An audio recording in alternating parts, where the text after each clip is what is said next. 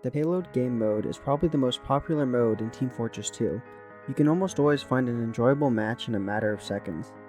But with all the other modes in TF2, what makes Payload so special? Why is Payload so popular?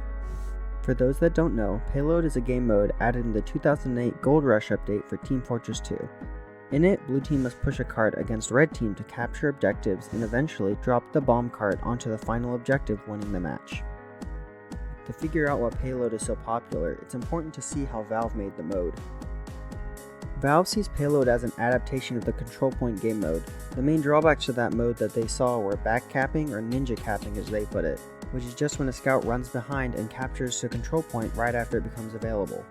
The second problem was that on control point maps, when an area is captured, there is a window of time where one team must move all of their defenses to the next point, which allows for backcapping and players feeling the need to set up defenses behind the line instead of helping their team. And if you have ever played control points, you know that there is always an engineer sitting on last no matter how far ahead your team is.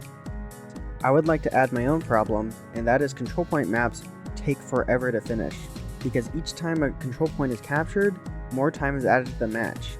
So with evenly skilled teams, something that you normally want in TF2, the matches go on for an eternity. Payload solves these issues by the slow speed of the cart, and that the cart is required to capture points. This makes backcapping impossible, and the slow speed of the cart allows red to slowly move their defenses along with it, meaning that setting up on the backline is much less of a necessity. The game mode only having one attacking team makes it so that there isn't the annoyance of teams running up the clock. Blue either captures the next point before the clock runs out, or they don't. In Payload, the cart acts as a dynamic objective for both teams. Red must always center their defenses around the cart, otherwise they won't be able to prevent blue from building up the momentum required to capture the next control point. Blue must attack ahead of the cart while also pushing it to the next point. This makes blue split up their team, which allows red the opportunity to attack. The cart itself is not commonly the center of teamfights, rather it functions as a center for skirmishes between players. Teamfights happen when the cart is approaching the control point. Both teams throw their entire weight at each other during these battles. You have probably heard before that Team Fortress 2 was designed around highs and lows. The big team fight around the cart approaching a control point acts as a massive high for both teams, and the slow trundle to the next point acts as a low, which allows red to build up their defenses and blue to heal up for the next fight. While Payload is a great mode, it does have a few problems. The main problem with Payload that commonly is shared online is that Scout just isn't very good. He has never been great on defense because it's harder for him to get behind on advancing teams and make picks. So for half the match, his usefulness is blunted. On offense, the linear nature of most Payload maps make it difficult for him to get behind. He is commonly just used to push the cart because of his increased capture rate. I don't think I need to say that sitting on a cart all match isn't much fun.